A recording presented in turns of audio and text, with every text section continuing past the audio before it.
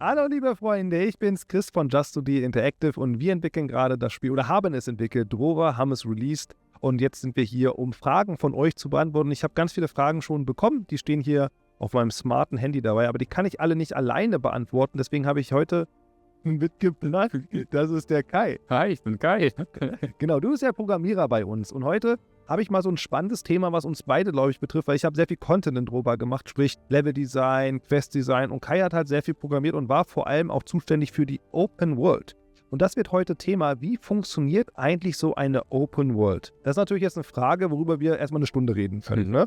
Natürlich, aber wir wollen natürlich erstmal so ganz grob wissen, wie funktioniert die eigentlich? Und da ist meine erste Frage, bevor man jetzt wissen möchte, wie sie funktioniert, ist überhaupt die Frage, warum? Warum haben wir eine Open World in unserem Spiel eingebaut? Im Großen und Ganzen möchte man ja als Spieler möglichst wenig Ladezeiten haben. Du möchtest von A nach B laufen, du möchtest nicht irgendwie... Ist ein gemeines Beispiel, aber Skyrim finde ich tatsächlich manchmal sehr nervig. Jedes Mal, wenn du ein Haus betrittst, hast du ein Loading-Screen oder sowas. Ja, es ist so. Und es ist mittlerweile auch nicht mehr richtig zeitgemäß. Und eigentlich versuchst du die Zeit, wo Spieler in einem Ladescreen sind, zu minimieren. Und das ist im Endeffekt der Grund, eine Open World zu haben. Oder erstmal eine Welt zu haben, die sich reinstreamen lässt und rausstreamen lässt. So. Und eine Open World ist vor allem dann schön, wenn du halt ein Spiel hast, was viel Spielerfreiheit hat. Wo du möchtest, kannst nach A gehen, du kannst nach B gehen, du kannst vielleicht, also ein nicht lineares Spiel bietet es sich oft an, einfach eine Open World zu haben. Und gerade im Rollenspielbereich ist eine Open World auch sehr, sehr verbreitet, sage ich mal. Und genau, das ist der Grund, warum wir uns für eine Open World entschieden haben, weil es einfach zum Spiel sehr gut passt. Es ist halt jetzt so, ich lege das Handy jetzt weg, weil jetzt kommen meine Fragen irgendwie, weil ich das doch sehr spannend finde. Ich persönlich habe ja beobachtet, auch was du auch gerade so meintest, mir fehlen persönlich auch Open-World-Rollenspiele. Und wo man sie beobachten kann, sind halt oft im AAA-Bereich, dass da Open-World-Rollenspiele rauskommen. Skyrim doch, ist ja auch Open-World. Open-World hatten wir gerade so ein bisschen. Witcher 3, Baldur's Gate, so. Aber zum Beispiel nicht mal Baldur's Gate 3. Ich weiß, du hast es jetzt nicht wirklich gespielt, aber du musst dir Baldur's Gate 3, oder müsst ihr euch so vorstellen, man hat halt einen gewissen Levelabschnitt, da kannst du halt alles machen, das ist komplett Open World. Aber dann hast du genau diese Ladescreen, um in einen neuen Levelabschnitt zu kommen. Der ist auch wieder komplett Open World. Und dann hast du wieder einen Levelabschnitt. Und so ein Levelabschnitt sind schon so 10, 20 Stunden halt, aber die du wirklich spielen kannst, was ja auch eine krasse Zeit ist, ne? Aber dadurch hast du halt immer diese Limitierungen, dass du in diesem einen Bereich bist und kommst in den nächsten Bereich. Das haben wir ja nicht gemacht. Weil wir haben ja wirklich gesagt, du kannst von Anfang an wirklich überall hinlaufen. Deswegen nenne ich es immer ganz gerne so 95% Open World, weil wir haben natürlich ein paar Gebiete, die du nur durch Quests, sag ich mal, machen kannst. Siehst du da einen Unterschied? Oder was denkst du so, wenn du die beiden Modelle vergleichst? Kann man natürlich jetzt verschiedene Spielersichten so. Ich kann aus der Spieleentwicklersicht darauf gucken, als Spielersicht. Ich glaube, als Spielersicht ist es gar nicht so relevant, ob man A oder B hat, solange das Modell zu dem Spiel gut passt. Ist es, glaube ich, okay. Ich habe auch viele Spiele, die sind komplett linear, da braucht man keine Open World, da passt das auch irgendwie. So aus Spieleentwicklersicht würde ich sagen, ist der Baldur's Gate Ansatz eigentlich smarter, weil du kannst dann sagen, hey, das ist für sich abgeschlossen und egal, was du darin getan hast, du kannst so ein bisschen abstrahieren und es entweder gar nicht darauf referenzieren in der anderen Welt oder nur ein bisschen oder nur so viel, wie du möchtest und kannst dadurch, bist sehr entkapselt und es ist sehr einfach, glaube ich, Content für diese verschiedenen Kontinente oder was auch immer zu erschaffen. Und wenn du wirklich in einer konsistenten, gemeinsamen Open World bist, musst du eigentlich immer Edge Cases abfangen. Hey, du sollst zu X gehen, aber vielleicht hast du X verraten und X liegt im Gefängnis. Also musst du irgendwie abfangen, was X jetzt tun oder sagen kann oder wie die Quest dann quasi vonstatten geht. Das heißt, aus Spielentwicklersicht an sich aufwandstechnisch smarter ist wahrscheinlich, sie abzukapseln. Aus Spielersicht kommt es aufs Spiel darauf an. Und ja. Das ist so ein bisschen jetzt den Sinn, wo ich mit dieser Folge heute hin möchte, was ich sehr spannend finde. Lohnt sich das, dass wir diesen Aufwand haben, diese komplette 95% Open World zu machen? Oder wäre es smarter, einfach zu sagen, wir kapseln es auch irgendwo ab, da hast du ein Ladescreen und bist dann da? Weil das, was du ja meinst, hat ja auch Seiteneffekte oder was du auch probiert hast auszudrücken, auch Leveldesign, Questdesign, Balancing. Ich weiß ja, ab Level 8 kommst du nur gegen diese Gegner, weil ich weiß, du kommst da vorher nicht in dieses Gebiet rein. Das bedeutet, Level 1 bis 5 ist komplett durchgebalanced. Das Problem hatten wir ja echt extrem stark, dass wir halt Gegenden hatten, wo du erst mit Level 20 hinkommen solltest, aber du konntest schon mit Level 1 da sein. Ja. Und natürlich, Freunde, es gibt Spieler, die schaffen mit Level 1 auch diesen Wurm zu besiegen bei uns im Spiel, wo ich denke, what the fuck? Ne? Und das muss ja alles gebalanced sein. Und das hat uns unglaublich viel Ressourcen gekostet. Also wirklich, ich sage immer ganz gerne, Open World hat uns 50% unser Arbeitspensum so gekostet. Die Seiteneffekte davon, so Leveldesign, Questdesign, Balancing und so weiter. Da denkst du, das lohnt sich, dass man noch so ein Spiel entwickelt, wie wir es getan haben, weil gerade wie du die Punkte so genannt hast, würde ich sagen, ist smarter eigentlich wie Larian Studios das zu machen. Oder was denkst du da? Es kommt auch wieder komplett aufs Spiel drauf an und auf deine Story. Zum Beispiel unsere Story, wir sind ja abgekapselt in eine Anderswelt, die umzingelt ist und irgendwie macht keinen Sinn, da nochmal einen extra Kontinent zu haben oder so. Deswegen kommt es auch so ein bisschen inhaltlich aufs Spiel drauf an.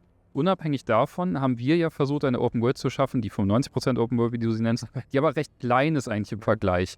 Und es gibt ja zum Beispiel Spiele, die sind viel größer. Und ich habe das Gefühl, je größer dein Spiel ist, desto smarter ist es, das wieder so ein bisschen abzukapseln. Aber wenn ein Spiel klein genug ist, ist es vielleicht auch okay, sie halt in dieser 95% Open World drin zu haben. Ob es sich gelohnt hat oder nicht, ist eine gute Frage. Das ist so eine Was-wäre-wenn-Frage. So, wir haben halt den Case jetzt eingegangen, den wir eingegangen sind. Wir sind damit ja auch im Endeffekt sehr gut gefahren. Auch wenn es uns Aufwand gekostet hätte, das andere hätte vielleicht voran. Ist schwer zu beantworten. Aber die Frage müssen wir ja beantworten, denn natürlich das nächste Projekt steht ja an. Bei uns auch natürlich, worüber wir jetzt schon anfangen, so ein bisschen zu sprechen. Wie wollen wir das machen? Nächstes Projekt Open World. Oder vielleicht Larian Studios Ansatz, sage ich mal so ein bisschen. Oder vielleicht lineare World oder so. Das ist so, natürlich kann Kai das jetzt nicht entscheiden. Also ist ja nur unser Ich will eine Open World. Deswegen ist die Frage, was sind so deine Tendenz da? Also meine Tendenz ist, glaube ich habe das Gefühl, wir waren ein bisschen zu offen mit unserer Open World. Gerade was erstmal aus programmiertechnischer Sicht angeht. Du kannst jederzeit überall immer in alle Himmelsrichtungen laufen, bla bla bla. Weshalb wir so auch uns für so ein Chunk-System entschieden haben, sage ich mal. Und ich glaube, man kann es smarter aufführen, wenn man vorher gut weiß, wo man wie hin kann, um das System so zu gestalten, dass es vielleicht erstens aufwandstechnisch leichter zu programmieren ist, performance-technisch besser läuft und aber auch content-technisch es leichter ist, etwas einzubauen. Deswegen ist meine Tendenz von dieser Open World ein bisschen wegzugehen. Aus Spielersicht soll es sich immer noch wie eine Open World anfühlen, aber aus unserer internen Sicht ein bisschen mehr, ich möchte es nicht linear nennen, sagen wir mal Larian-Ansatz oder so. Ich kann es gerade noch nicht genau pinpointen, aber ja. Ich hoffe, du weißt, was ich meine. Kannst du so probieren, ein Beispiel hast du vielleicht so im Kopf, wo du meinen könntest, so jetzt aus Programmiersicht oder aus Struktursicht, wie du das meintest so? Sind als Ladescreen schon die drin? Nee. Also ich glaube, ein Beispiel, was auch nicht ganz funktioniert, aber ich glaube, man kann sich konzeptuell vorstellen, zum Beispiel World of Warcraft. Du hast ein Gebiet hat irgendwie so definierte Ein- und Ausgänge und das Gebiet an sich lädt dann vielleicht rein, wenn du dem Gebiet halt näher kommst oder auch nicht. Es ist nicht so hart in Chunks, sage ich mal, unterteilt, sondern in irgendwie sinnvollen Areas, die zu sinnvollen Zeiten rein und rausgeladen werden.